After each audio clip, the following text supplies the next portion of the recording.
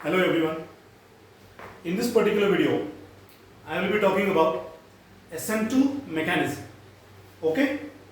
So this particular concept comes in the chapter haloalkanes. We are going to discuss SN2 mechanism. So before going ahead, what we should first know is, what does this S stand for? In the SN2 mechanism, S stands for substitution. S stands for substitution. N stands for nucleophilic. N stands for nucleophilic, and this 2 stands for bimolecular. 2 stands for bimolecular. So SN2 is what? Substitution, nucleophilic, bimolecular. In short, we can call them as bimolecular nucleophilic substitution reactions. So before going ahead, it is very important to know as to what is nucleophilic substitution reactions.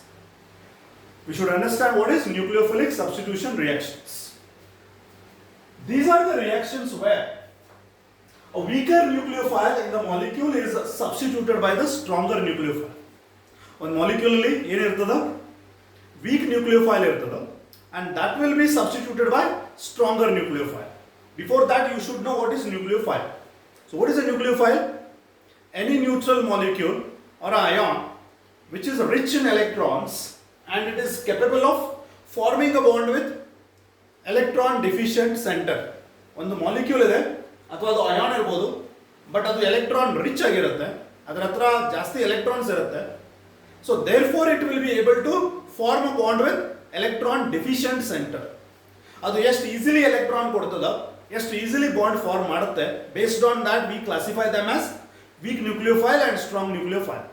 So these are the reactions where a weak nucleophile will be substituted by a stronger nucleophile.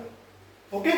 Right. So let us take an example where there is a weak nucleophile. So I will take an example of methyl halide, which is a primary alkyl halide. So the methyl halide is CH3Cl. I can show you the bonds here. Yeah. One hydrogen to the carbon. This is the second hydrogen. This is third hydrogen. Right? And methyl halide, that is CH3. This X may be any halogen. So this is a dashed bond, indicates that the bond is going away from the, behind the board, whereas this is wedged bond indicates the bond which is coming out of the board. Whereas these normal lines indicate that the bonds are on the plane of the board. So this is going away from you, this is coming towards you, these are right on the plane of the board. So this is a methyl halide. With this, I am going to react with the potassium hydroxide solution, that is KOH. Right? Since it is SN2 mechanism, the solvent which I am going to use will be like, I can use a dimethyl sulfoxide. I can use a dimethyl sulfoxide, or I can even use acetone, CH3CO CH3. The solvent which I am using should be what? It should be polar and it should be aprotic.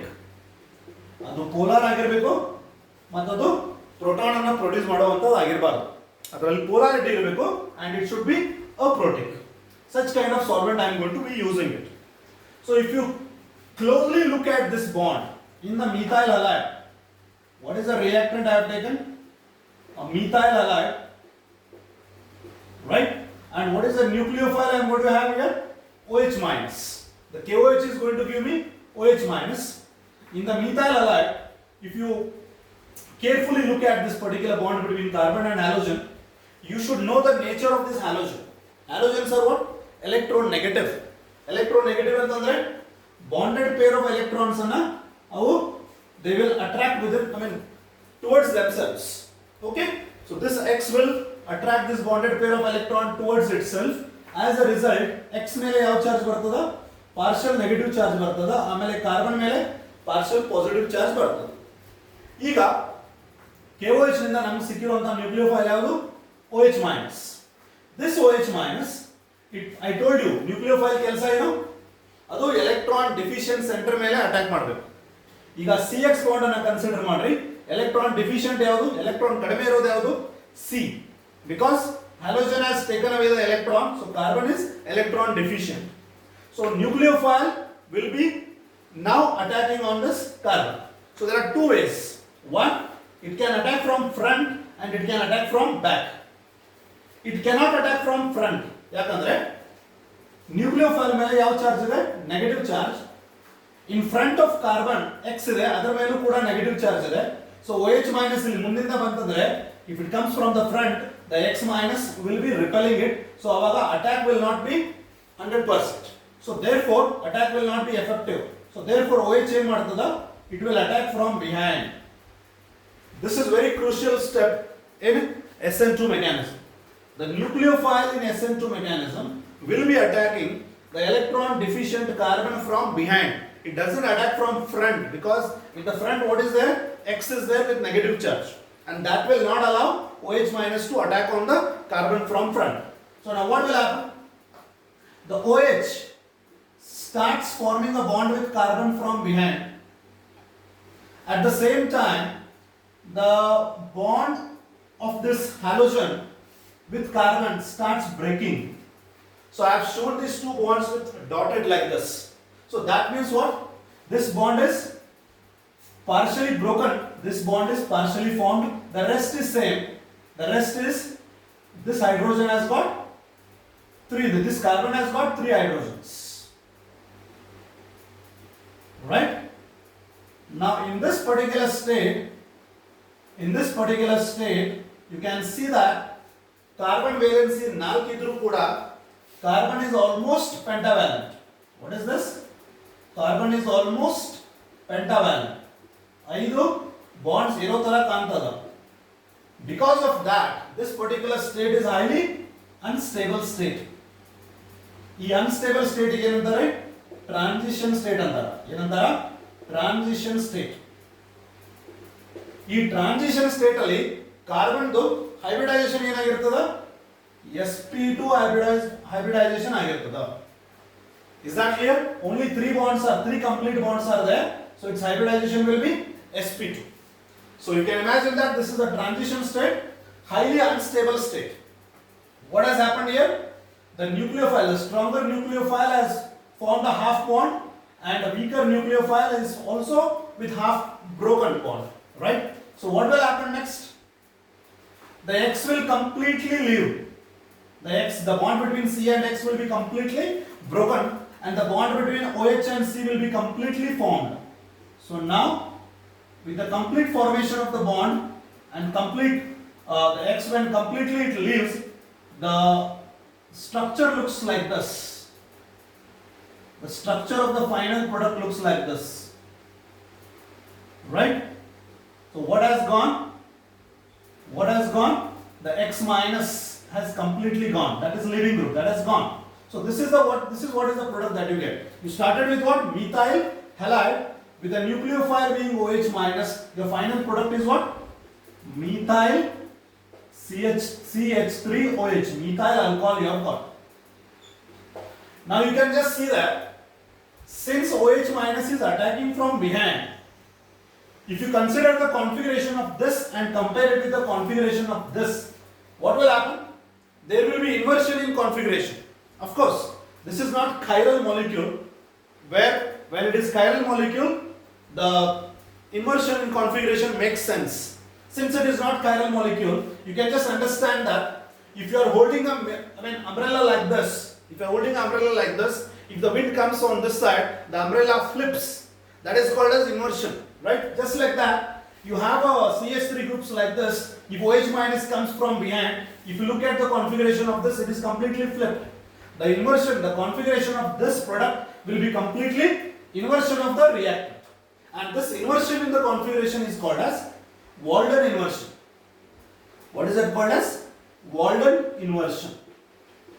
So during SN2 mechanism, the nucleophile attacks from behind. That is the reason there is inversion in the configuration, which is called as Walden inversion. And you can see that this entire SN2 mechanism is just taking place in one step. Right? It is not stopping at the transition state. Transition state is highly unstable state. It doesn't stop there. You cannot isolate it. You can isolate the reactant out. Reactant ಅನ್ನು separate ಮಾಡಬಹುದು. Product ಅನ್ನು separate ಮಾಡಬಹುದು. But transition state ಅನ್ನು separate ಮಾಡಕ್ಕೆ ಬರೋದಿಲ್ಲ. ಯಾಕಂದ್ರೆ that is unstable. Once the methyl halide starts, it gives transition state and it continues to give you product. You cannot isolate transition state. It is just taking place in only one step. Since it is taking place in only one step, the entire step is called as rate determining step. What is RDS? Rate determining step. ಒಂದು reaction 2 ಅಥವಾ 3 step ಅಲ್ಲಿ ಆಗ್ತಾ ಇದ್ರೆ you can have one of them as a slow step. ಆ slow step ಗೆ ಏನಂತಾರ rate determining step. But ಈ reaction this is happening in only one step. Therefore the same step is called rate determining step. In this step, how many reactants are there? 2 reactants. One is methyl halide, other one is this nucleophile. So therefore, I can write the rate law of this reaction. Rate law of this reaction I can write it as rate equal to K into concentration of 2 reactants. Which are the 2 reactants in this particular reaction? One is methyl halide, the other one is the nucleophile OH minus. What is the coefficient of methyl halide? 1. So power of methyl halide will be 1. What is the coefficient of this nucleophile? 1. So power will be 1. So this SN2 mechanism, it is depending on 2 molecules, which is that methyl halide and nucleophile. Because it is depending on 2 molecules, this reaction I will call it as bimolecular. I told you why it is called nucleophilic substitution. Because a weaker nucleophile is substituted by stronger nucleophile. And why it is called bimolecular? Because in this particular reaction is taking place between 2 molecules. One is methyl halide, other one is the nucleophile. Right? So this is called as what? Now this is called as rate law. In this rate law, what is the sum of the powers? 2. Since sum of the powers is 2, the order of the reaction is 2. The order of this reaction is 2. The order of this SN2 reaction is 2. Therefore, it follows, we say that it follows, the reaction follows second order kinetics. Second order kinetics. Right? So we can say that the rate of the reaction is directly proportional to methyl halide as well as nucleophile. So if I double methyl halide concentration, the rate also doubles. If I double nucleophilic concentration, the rate also doubles. That is what is the meaning of rate being directly proportional to methyl halide and nucleophile. So this is all the basics about SN2 mechanism. The details of this and comparison of SN2 mechanism with SN2 mechanism, the parameters which favor SN2 mechanism and favor SN1 mechanism, all this will be discussed in the videos which are going to come up in future. Thank you so much.